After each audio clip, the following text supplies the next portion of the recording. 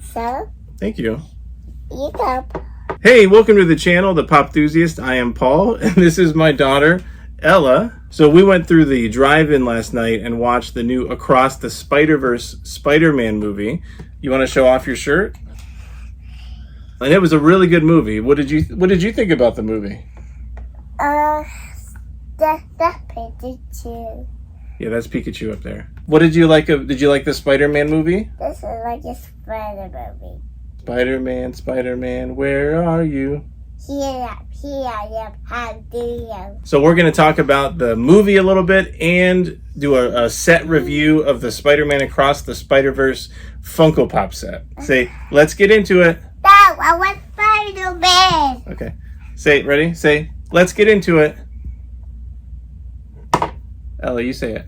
No, Say, let's get into it. no, I want to get into it. So let's get into it. So let's start looking at the Funko Pop set. So the first one, I'll start with the main characters. We have Miles Morales in his Spider-Man suit, kind of leaping. This pop has the built-in stand, which I prefer. So here he is, really cool looking pop. So these movies, Across the Spider-Verse and the first movie as well, they look like nothing that you've ever seen. If you haven't seen these yet, it's a must watch, even if you're not a Marvel fan. The perspectives and the type of graphics and animation and art constantly change throughout the movie. It's just really amazing. So next we have Spider-Gwen. So here she is, just kind of in a basic pose in her Spider-Gwen outfit.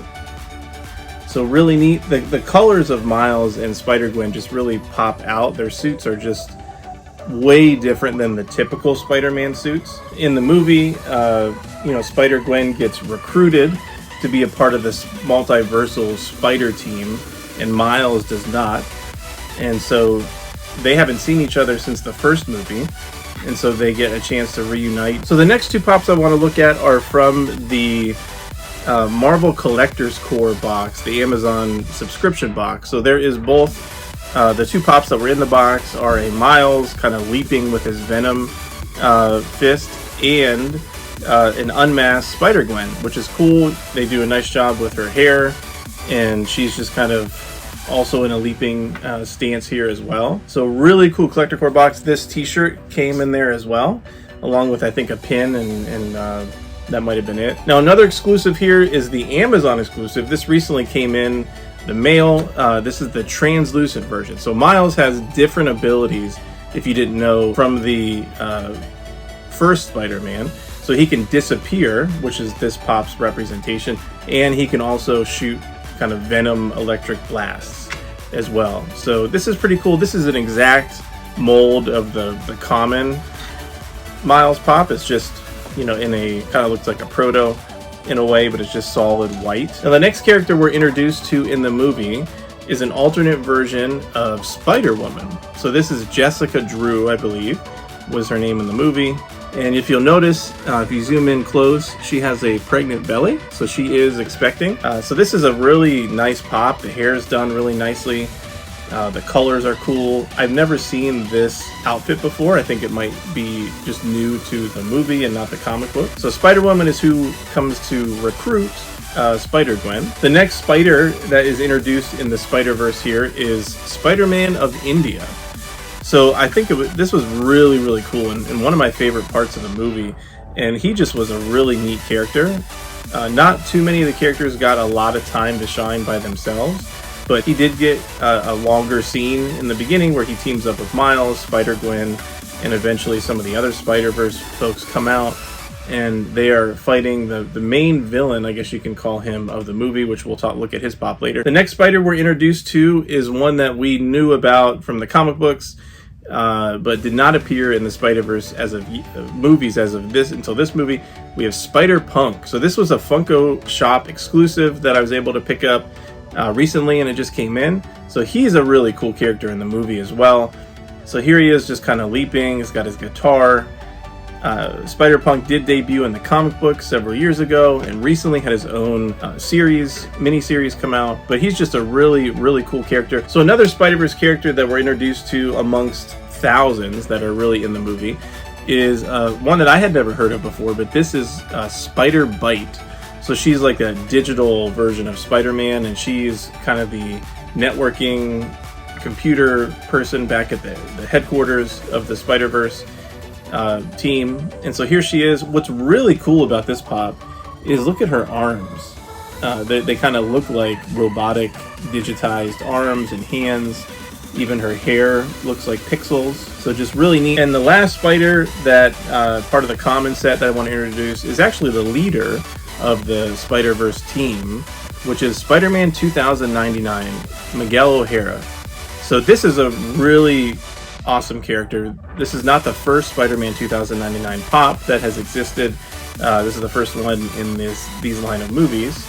But he kind of plays a pseudo, not really a bad guy in the movie, but if you haven't seen the movie already, you'll soon find out what I mean. There's a tension between him and Miles. Now there is a glow version of Spider-Man 2099 that's an Entertainment Earth exclusive. I do not have that one yet. I also want to mention that there is an unmasked version of Miles and Gwen. They're both Target exclusives. I have not picked up those yet either. Now, my favorite character of the movie, I don't have his pop yet. It was a Walmart exclusive. I did pre-order it. Hasn't come in the mail yet. But hands down, my favorite character has got to be the Scarlet Spider. So he, in the movie, now I'm not going to spoil it, so once you see the movie, you'll maybe understand what I'm talking about. But he really is a character of the 1990s. Now, the last two pops of the set I want to reveal are both bad guys. So they did introduce a lot of alternate universe bad guys in the movie, but the ones that had the most prominent roles also have pops, which makes sense. The first one being an alternate universe Vulture, so kind of a medieval looking Vulture. So he's the very initial battle sequence when they're fighting him as the Spider-Verse team. So this is a really, really detailed, cool looking pop. And then the main villain of the movie, who I thought they did a phenomenal job with introducing. In the comic books, he's kind of an afterthought. But this guy is the Spot. So he can somehow form these spots that he can step in and out of, and they take him through different, apparently, universes, according to the movie. But this pop is really, really well done, and they could really do a lot of cool things pose-wise with this pop. But here he is. There's kind of one of his black hole spots that he's stepping out of, so you can't see the back part of his leg because it's still in the hole. But he's a little bit of comic relief joke of a bad guy in the beginning, and then kind of gets super tough as the movie moves on. But here is the Spot. Overall, the movie was fantastic. It's an almost 3-hour movie, but it didn't feel like that at all. So it was really, really fun and enjoyable to watch. It ended too soon, believe it or not. And there will be a third movie. So really looking forward to that. I'm sure there's going to be more pops coming out for that. So that was the full set review of the Across the Spider-Verse Spider-Man Funko set. A little bit of talk about the movie. So let me know in the comments what you thought, if you've seen the movie or if you have some of these Funko Pops. What do you think about these?